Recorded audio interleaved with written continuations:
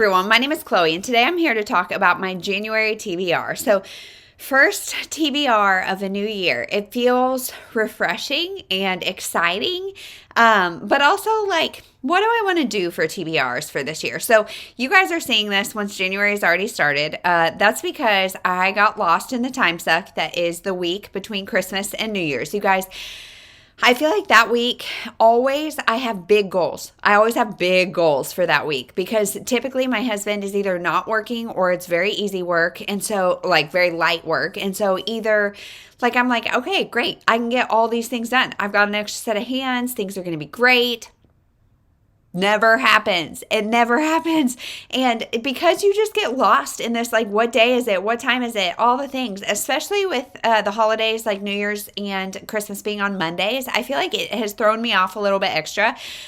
So I don't know what I posted that week. Probably nothing. I posted on one day and then, did a live show. So all that to say, then I wanted to do my goals, like a New Year's Eve thing, because that's when I actually do set my goals for the next year. And that's like really when I think I've talked about, I sit down and write a letter to myself every New Year's Eve and, just like my hopes, my prayers for the upcoming year, kind of wrapping up the year that's just happened. And so I really wanted that to come out on New Year's Eve just because it reflects what I'm actually doing on New Year's Eve and, just kind of the nature of it. And so then New Year's, I decided to post about my brand new Patreon, which, crazy, but I am really excited to do that. I wanted to do it on New Year's because, for a lot of reasons, because my dad tricked me into thinking that I had teased something crazy coming for the new year.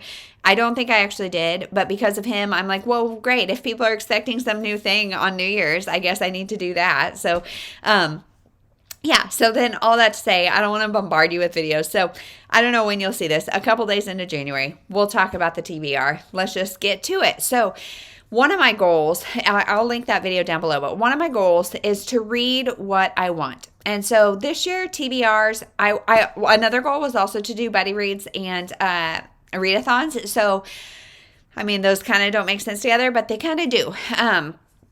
I'm just going to be a little stingier about what I read. Maybe make smaller TBRs. I don't really know. Be okay with doubling up on readathon things and all of that. So let's just get into what is going on. So, of course, I'm going to be doing my book haul revisit. I'm not going to tell you how many books is in that. I'm not going to tell you what those books are. You will see that in that video. So those books are on the TBR.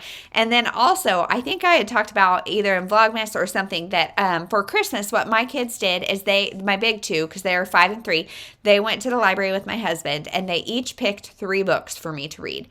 And it was actually so fun to open that on Christmas. I ended up not, like, Jeremy, my husband, he was like, do you want me to take video of this? And I said no, because we don't show our kids on social media, so I didn't want to have to, like, worry about it. I just wanted to be in the moment. They were so excited to give them to me. And so I stand by the fact that that was a really fun idea. Now, looking back, I kind of wish I would have had them shop my bookshelves instead of going to the library, because I'll show you the 6 things they picked, and I honestly don't think I'm going to read any of them. So they picked The Ghost and the Bogus Bookseller by Cleo Coyle. I don't know if this is the first in a series. They both picked A Cozy Mystery. So then the other one picked Murder in the First Edition. This is by, Lauren Elliott. So both of these, I can see why they picked them because they're cute, cozy covers. But I'm not really in the cozy mood, and I just want to read what I want. And so I thought about even maybe doing a try a chapter tag, which I might, but I don't know. We'll see. And then The River by Peter Heller, something, large print, which I'm like, hey, thanks. But yeah, I don't know. I read the synopses of these and none of them really grabbed me, so I don't think I'm going to read them, but I'll show them to you anyway. If there's any that you're like, definitely read that, then tell me. Say by Lila Savage. Let's see. Man at the Helm by Nina Stibbe, something. And From a Low and Quiet Sea by, let's see, Donald Ryan, maybe? These dang stickers. I hate how they cover up the things. But so those are the 6 that my kids got me. And none of them sound great to me, honestly. I mean, none of them just jump out at me as like something I need to read. And so they've already, Christmas was so overwhelming. We've had a couple Christmases, so they've long forgotten these books. So I think I'll probably just send them back. But I love the idea. I love the excitement. It was still fun. And if you guys, let me know if there's any of those that I really need to read. The two cozies, I'm just, not really in the mood. And the others seem pretty literary. And I just don't want to I had such a slumpy December. I just want to read what I want to read. And so, I think I'm going to send those back. Great idea, bad execution. And I didn't give anybody any really parameters because I didn't know which library they were going to go to. So whatever.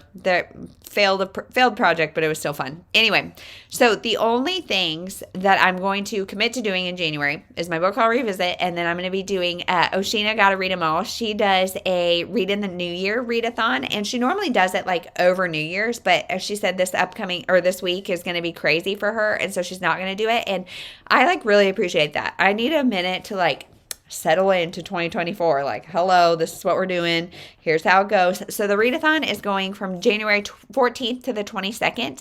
And there are 7 prompts, but she said double up, triple up, do whatever you want to do. So let's just get into it. I don't have a lot of the physical books, which is defeating the goal of reading off my shelf, blah, blah, blah, blah. Doing great in January. Yep. But I do own some of them. I just don't have them physically with me. And these may change, but I'm really excited about all these. So prompt number 1 is lose weight. Read a book under 250 pages. So I could count anything that I read with my kids because they're almost always under 250 pages. However, I'm going to make the goal to make this all about my reading. And so I'm going to read What I Know Now, Letters to My Younger Self. And this is edited by Ellyn Spragins. And I can't remember where I heard about this book or saw this book, but it's just letters to her younger self about what she wishes she would have known then. And I have been feeling like I'm really in a weird stage of life where I'm realizing, this is a tangent you don't care about, but I'm realizing that I'm approaching middle age. I still don't feel like I'm the mom generation, especially I feel like I'm still young, and I'm just not as young as I would have been. And there are things that I could tell my 17-year-old self, and I'm thinking about a lot of those as I raise 3 girls. So there's things I'm thinking I could tell my younger self, but also I'm thinking what will I think in 30 years looking back at 30-year-old me, and what would I tell myself? So I'm really interested. I don't know the perspective of these letters. I don't really know anything, but I'm really excited to see. Prompt number 2 is eat healthy. Read a book that has food as a part of the story or on the cover. So I'm going to be reading Keeping Lucy by T. Greenwood. I don't think food is a part of this story, but it's got oranges on it. And so this is a story about a woman who has a daughter born with Down syndrome, I think. And so her husband convinces her to send this child to a special school. And then she, 2 years later, I think she sees horror stories going on at this special school. And so she tries to rescue her daughter, I think.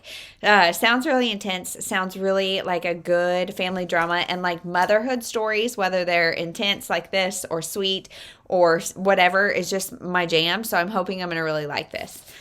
Prompt number 3, drink more water. Read a book that has water on the cover or in the title. So this is kind of out of order, but I'm going to be reading The Southern Side of Paradise by Kristy, Woodson, Harvey. So this is a part of her Peachtree Bluff series, I think is the name of it. This is number 3. And the series, I read the first one this last year and loved it. And it's about 3 sisters and their mother. And the mother's name is Ansley, and I have a daughter named Ainsley, which I think is interesting. But especially seeing her as this matriarch, she's in her 60s or 70s or something. But this is the 3rd one. This is, I think, about the youngest daughter, Emerson, who's an actress. And so I'm going to read the 3rd one. Obviously, this has water on it. It's blurbed by Ellen Hildebrand, which is kind of cool. But I love the first one, and so we're going to read that. Next is Social Media Detox. Read a book set in the past or a historical fiction. So I'm going to read Beyond the Wire by James D. Shipman. This is a textured cover, and I just love that. But this is one that I just recently got at our library book sale, and this is October 1944. In the long, narrow undressing rooms in Auschwitz, prisoner Jacob Bach toils under the scrutiny of SS guards. I don't know, and then it's also the story of Anna. This tells the story of the men and women who, although outnumbered and outgunned, fought to free themselves, sparking a brilliant flash of light and hope amidst the darkest evil that humans can conceive. So it sounds uplifting, right? Sounds like a great January read. Just kidding. But I lately have been on a World War II rabbit hole, just an Anne Frank rabbit hole. Really, is Anne Frank started it, and it's just I can't get enough for some reason right now. So I think I'm gonna like this. I'm interested what the what the balance is between romance and historical fiction, because I feel like that's kind of a fine line to walk. And I don't know that I've written any I definitely haven't read any by male authors about this, and so I'm really interested. I have this. I want to read it. Yeah, and the font, it seems like pretty big, so I'm excited for this. Next is let's see, make a new friend. Read a new to you author. So I'm going to read Beautiful Bad by Annie Ward. Again, this is one that I just got at that book sale, and the cover intrigued me because marital problems, domestic drama, love it. I also have a daughter named Annie, so that's what got me. And it's blurred by Sarah Pecknin, all things that kind of attracted me to it. So this is Maddie and Ian's love story. Began at a party overseas while she was visiting her best friend Joe. Now, almost 2 decades later, they're married with a beautiful son, living the American dream, right? But when a camping accident leaves Maddie badly scarred, she begins attending writing therapy, where she gradually reveals her fears about Ian, her concerns for her safety, and the couple's tangled and tumultuous past with Joe. It's also from the eclectic streets of the Balkans to a quiet suburb in Kansas. 16 years of love and fear, adventure, and suspicion culminate in the day of the killing, when a frantic 911 call summons the police to a scene of a shocking crime. Twisty and utterly original. So this, I wonder if this is kind of is it I'm trying to think of the book that I'm thinking of, and I'm blanking, but domestic stuff is really, really interesting to me. I actually don't want to say what I'm thinking of because it would be a spoiler. So domestic stuff's really interesting to me. I'm intrigued. I'm a Kansan. I live in a suburb in Kansas. So let's see. We'll see if it's great.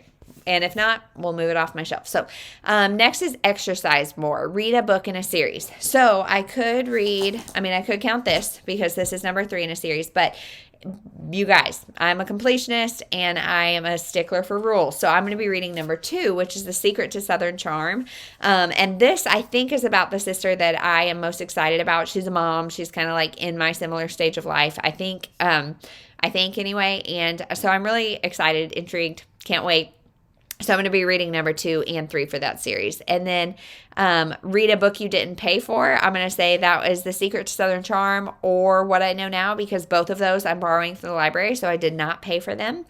And that's it. Those are the 7 prompts. The other thing that I could do is this little book by Barbara Kingsolver. This is The Bean Trees, and this fits for the prompts. So it's under 250 pages. It's 246 pages.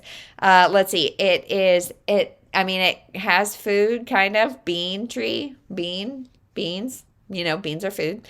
Let's see. It's a new to me author. I've never read a Barbara Kingsolver, and it's the first book in a series. So, I could, depending how the month goes, since I've got a couple weeks to see, how many books are on my book I'll revisit, all that kind of stuff. Since I've got a couple weeks to iron all that out, if I need to, just set those aside and do this, I will. But I don't know. I need to read this at some point, too, so maybe. We'll see.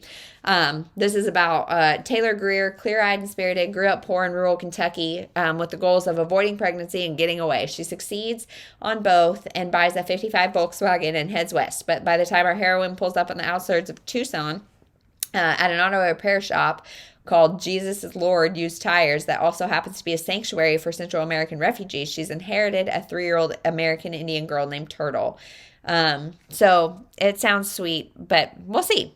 So that's everything that I'm going to read for January. As far as like, I really want to keep it small. I want to keep it simple. I want to be able to mood read. And just as I was like looking through my shelves for these prompts, I was like, oh, I really want to read that. Oh, I really want to read that. And so I'm hoping like it just sparks joy and I kind of take off this month, but I don't know. We'll see. So what are you reading in January? Are you participating in the Read in the New Year Readathon? I will maybe vlog it. We'll see. We'll see how the week goes. One of my kids has a birthday in January, so it feels like the chaos continues, but we'll see. So that's everything. Thank you so much for watching. We'll see you in the next one.